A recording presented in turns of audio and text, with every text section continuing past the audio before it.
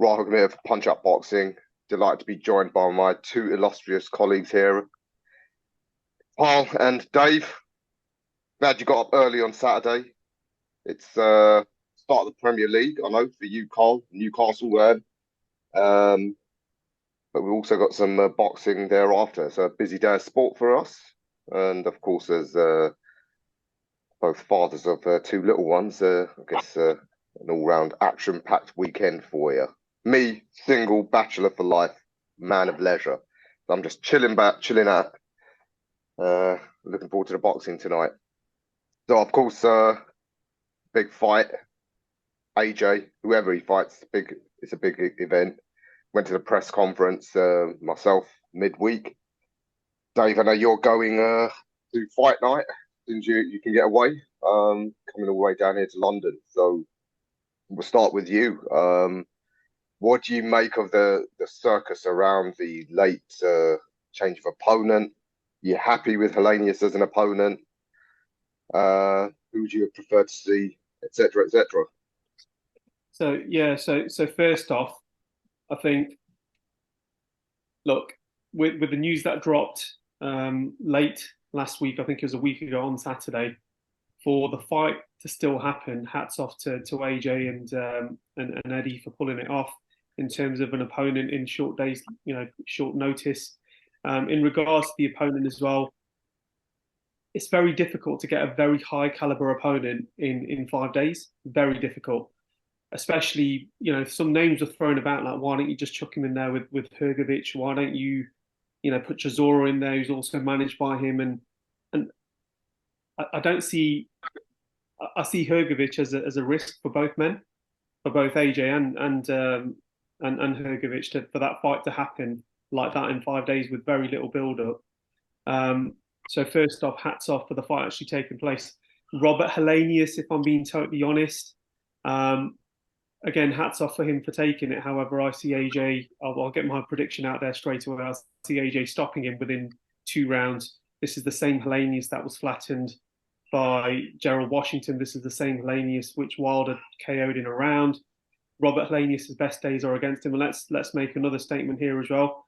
Chisora beat Helenius and was robbed, was he not, Carl? If you remember that. Yeah, he was. He was.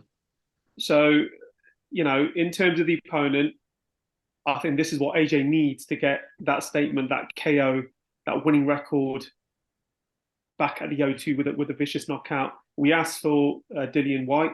We got Helenius, and for circumstances, I'm still going to be enjoying the night. I think it's an AJ night, like you said, AJ, Ra. When AJ fights, everybody takes notice, and I think it's going to be a good night. What about you, Carl? As a fan, paying customer, you satisfied? I mean, obviously it's been dropped from pay-per-view naturally. Do you think it's about right as a last minute opponent, or would you have preferred they tried harder to get someone a bit more live? It was it's a difficult one. I'm not quite sure who would have agreed to it at this point. Obviously, they would have known that pay-per-view was going to be a factor, and I think Eddie made a good point when he was on TalkSport recently of talking about people were assuming that the figures they were going to be throwing out to offer to fight AJ were going to be similar as to what they would have been had it have been on pay-per-view, and I think people might have been a little bit naive in pricing themselves out of it. So I think it's about the level of opponent I probably expected at this such short notice. Hats off to Helenius taking the fight a week after he's just fought, essentially. I like that from him, and I do agree with Dave. I think it's going to be an early stoppage, but I like that he's coming straight off the back of a fight and wants to get straight back in the ring.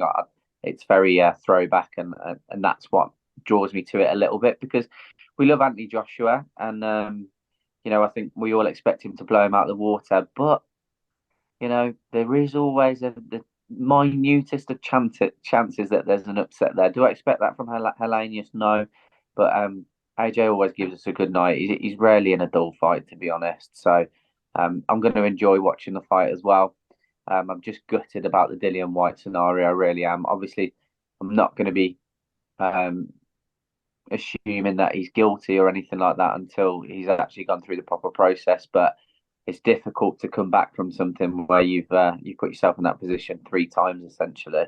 But yeah, should be a good night of boxing either way. Yeah, I'm probably. Sorry, Sorry. Raz, can I ask you as well that the undercard, another fight that's on there, Hrgovic, Dempsey McKean. What do you reckon of that fight? It's a good fight, isn't it, guys? Rock. Yeah, well, I was actually in terms of AJ. If you just rewind just for a sec, I'm probably a dissenting voice in that I actually am one of the few people that I was of the opinion that he should just be given someone even easier than Helenius, because at a week's notice, a lot of our media colleagues on Twitter, when I posted this, they've needless to say rinsed me for it, and I was speaking to the No Smoke guys yesterday, and Harry went in on me again. But I thought they should just give him a journeyman, a good journeyman, one who will be a punch bag for a few rounds, just to give him a run out, because even Helenius, I think he has more than a minute chance because he has got top level power. That is proven. He has got a lot of knockouts. Yes, style wise, etc., are probably made for AJ. But just given how much is at stake, yeah, of course, the Twitterati would have been apoplectic if they'd given him a journeyman. But these things get forgotten about as long as he gets in with Wilder next, which is the priority. It would have been forgotten about. And AJ fighting is more just to keep the card going. I'm more interested, as you said now, just coming on to what you said, the undercard. Of course, I'm a hardcore boxing fan. I don't expect the massive casuals to really know who Hrgovic and McKean are, let alone the rest of the undercard. But I'm intrigued by it. We've got 3 other heavyweight fights, all intriguing in their own right. Hrgovic, McKean, very interested. 2 unbeaten, two unbeaten contenders. Question marks for both of them to answer, and a lot at stake. So I think that'll be an exciting fight. I think there'll be fireworks in that one, and it's the sort of fight that I think will go away still having a lot of questions about both men, whoever wins, and it will leave the heavyweight picture still quite interesting because, of course, the winner is guaranteed a crack at the unified champ Usyk. So yeah, very much looking forward to that. About you guys, what do you make of the undercard, Carl? Yeah, I'm excited to watch Chisora as always. I think he should have retired by now, to be honest. I think he's took enough punishment, been in enough fights, given us far more than enough entertainment over the years. But if he wants to be in the ring, then I'm more than happy to watch him. He's always entertaining, so I'm really happy about that. And then obviously you've got Hrgovic as well. So not only that, we've got Campbell Hatton, who's still trying to break into that upper echelon or onto the next level. Johnny Fisher as well. Johnny Fisher, another good one to watch. It's a really, really, really good night of boxing. Like I say, especially for the hardcore boxing fans. And I think a lot of the people that probably watch our channel probably are that, to be honest, because we put a lot of the grassroots stuff out. We put a lot of the lower levels out as well as the big events. So it's a really really exciting card. I agree with you. The Anthony Joshua fight is obviously there to keep more interest for the mainstream customer per se. But even that aside, this would be a great night of boxing, to be honest. It really would. So yeah, really looking forward to it. Yeah, I think you're absolutely bang on there. What were your guys' thoughts on AJ talking to Helenius at the weigh-in? Do you think that was more for Bants, or do you think that was that is the only thing where I thought, you know what, he's let him get under his skin a little bit. I felt like he'd let him get under his skin a little bit, and it was just like I was just getting Andy Ruiz flashbacks. I was like, is he just going to go in there with too much emotion and end up getting caught by Helenius? Obviously, in the back of my head, I'm like, surely that's not going to happen. But then anything is possible in this division, especially with Anthony Joshua. You know what? I don't put any stock into these sort of media and weigh-in shenanigans. I think for these sort of guys who've fought under the bright lights and the big stage many times, I don't think it makes much difference. I wouldn't be surprised if it was a little bit contrived. Maybe there's got a lot of fans that come out here to Westfield. Just give them a bit of entertainment. But in terms of how they perform in the ring come tonight, I don't think it has any significance. Nah, I think once they're in through the ropes, all of that's just it's irrelevant. And the other thing I was going to ask you guys is, in terms of a barometer, I mean, again, looking at Helenius's record against Deontay Wilder, against Gerald Washington, does AJ need to make that kind of statement to solidify the Wilder fight? Because when you spoke to Eddie Hearn Raw a few weeks ago, I think it might have been last week or the week before, a lot hangs on August the 12th, doesn't it? And at that point, it was against Dillian White. So do you think the barometer of what Wilder did to Helenius, or, you know, does he need a knockout to solidify that fight? No. I mean, A win is needed. These last few fights, the way AJ's looked, the consensus seems to be this is going to be an easy win for Wilder when they fight. But all the talk was still that that's the biggest fight to make. We know the Saudis won it. They won a big event over there. All he has to do is win. And again, I'm probably a dissenting voice in this. I don't actually think how AJ wins has much bearing on how an AJ Wilder fight will go. He won't fight Wilder the way he fights Helenius. Helenius fights nothing like Wilder. Yeah, he's got a big right hand, but the way he delivers it, all his other physical traits, his style, are nothing like Wilder. So, in terms of, say, the mass casuals, if AJ doesn't look impressive, will it have an effect on interest? Because yeah, they might think, well, he's lost it, he ain't good enough. But no, I don't think it will have an effect. And I think AJ's just so popular. Even if he doesn't look good against Helenius, I think that a fight against Wilder will still have pretty much the same level of interest. People want to see him then as the underdog. Can he do it? I think it'll be sort of sold in those regards. And Carl, what do you think? Do you think AJ can be a champion again, considering the heavyweight division and the fragment?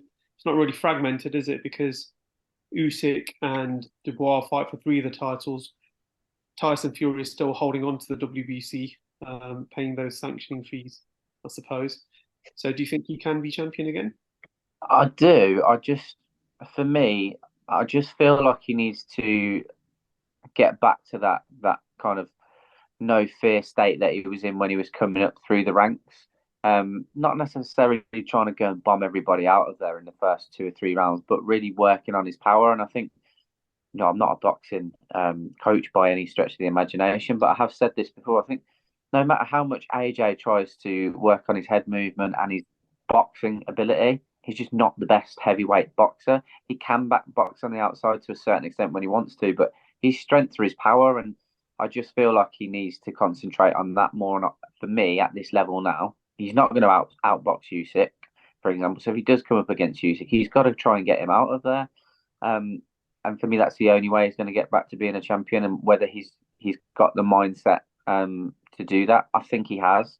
I think he's got a great team around him now, and I think that I'm interested in him more now than I was originally. When I was watching him bomb these people out of there, I want to see the comeback story. I want to see him do well. I'm not a person. I was hating on him from the beginning.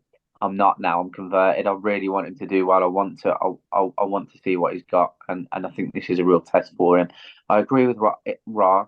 I think they probably should have gone with a journeyman, just because I feel like you want someone that's durable. He needs to get the rounds in, and I think that would have been more beneficial for him for the Deontay Wilder fight, because I personally think, like you, he's going to get Helenius out there pretty quickly.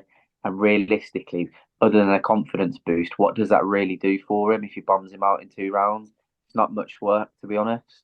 Well, a confidence boost is a good thing, surely. Is it not? I mean, in terms of having that energy back, that desire, which has never Yeah, gone, in my opinion, but then going on to bigger fights, a confidence boost is possibly what's needed now. Because when was the last time he actually stopped someone or KO'd him? And that's not a dig at him. That's but when was that? It was off the Pulev, top of wasn't my it? The ninth round knockout he got was it against Pulev. Pulev? Kulev, So, yeah, a few years ago. Yeah. but no, you're right. That probably is what he needs. And like it would obviously coincide with what I said about looking at working on his power. But I think also at this stage, activity is what he needs as well, especially when you're going into a fight with Wilder. So yeah. Um, so let's get on to predictions then, and then we'll tell everybody what we're doing next week. So I always love Raw's predictions. So we'll start with Raw first. Raw, what do you think? How do you see this going down? I think we'll see the same sort of AJ we have seen in the last couple of years. I think he's going to be cautious.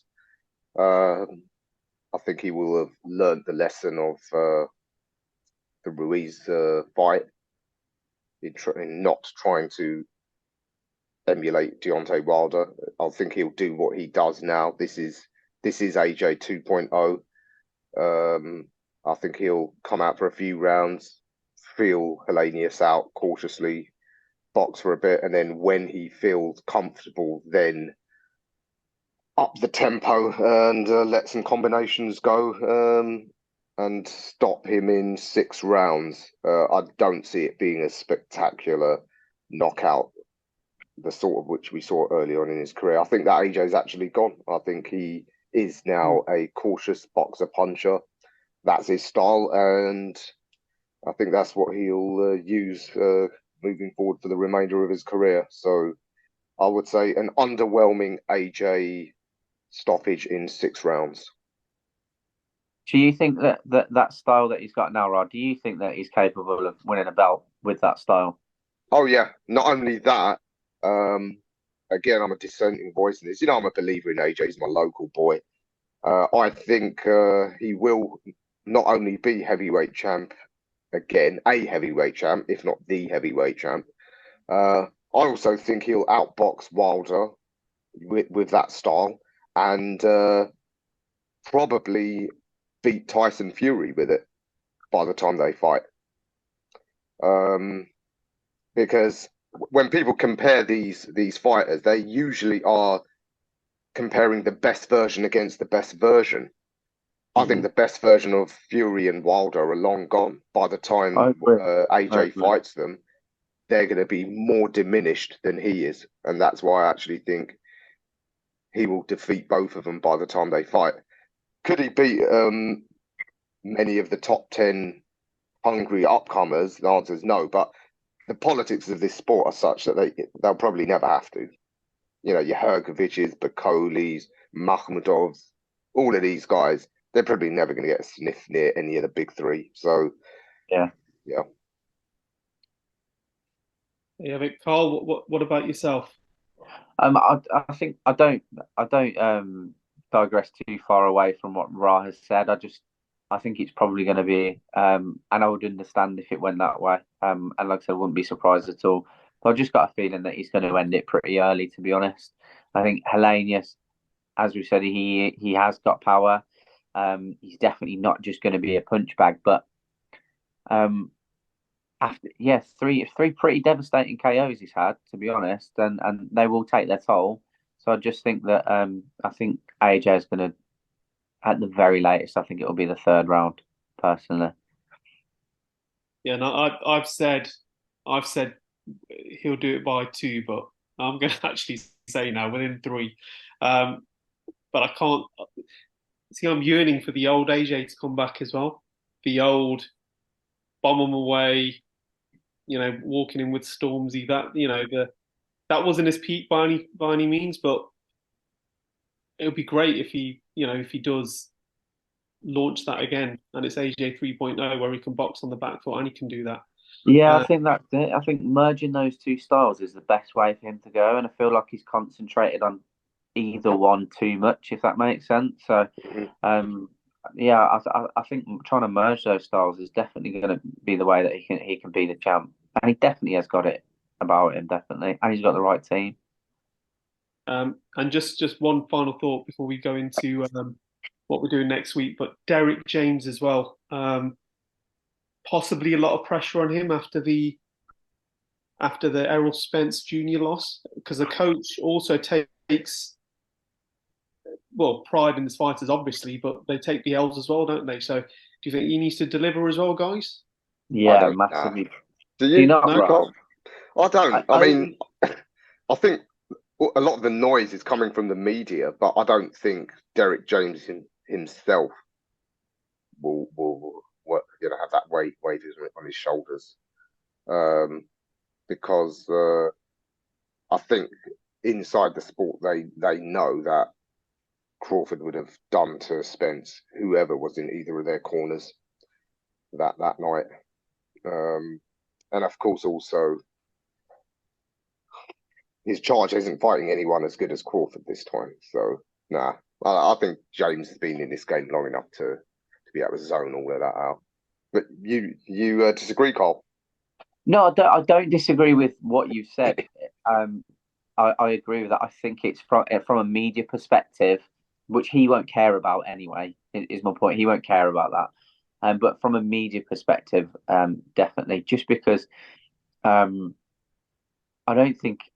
think there'd be very few people that expected that fight to be so far apart, because it was great to watch. And I didn't want Errol Spence to get. I thought Errol Spence was going to win, and that's doing a huge disservice to Terence Crawford, clearly. But I just didn't expect the gap to be so much. That was all. I just think from a media perspective, he's probably got something to prove from our point of view, but he's not going to care about that anyway. So it's irrelevant, to be fair. There you have it. Those are the predictions. So make sure you tune in. Next week, a lot going on. So, Ra, you'll be over at the the Bawatsi Press the first on Tuesday, won't you? Monday. Monday, sorry. Yeah, I'm losing the days. Monday, Boxers press conference for Bawatsi versus Aziz, a good friend of ours. So that'll be interesting. Midweek, I might visit Shamrock Boxing Club in Luton. So that's putting in a head guard, aren't you? That day, are you putting in a head guard? They have invited me to go in and spar. Our good friend Abdul, who works there, he's get in with none other than Mihai Nistor, the Romanian heavyweight who stopped Anthony Joshua in the amateurs. I guess I'll have to see if I've got an extra strong gum shield for that. I think wear two head guards that day. Two head guards, yeah. And of course, Friday is the Queensbury show at York Hall. Dennis McCann against Beluga. That's a banger. We've got some great upcoming fighters and contenders on that show. And York Hall show is always great. So that, and then of course the week after, I'm off to Poland for the Usyk Dubois. So that's me showing off there. So. A lot to go in, and I'll be in Birmingham next week as well for the Matchroom card as well. Gafal Yafai is going to be on the card. Another mention as well, someone who's turned pro.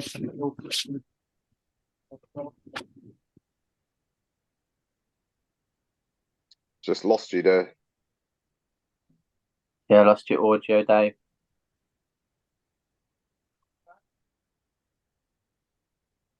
Yeah, we can't hear you, Dave. We'll have to ad lib. Let's wrap this up anyway. All right, gents, always a pleasure, and we'll catch up next week. Take care, guys.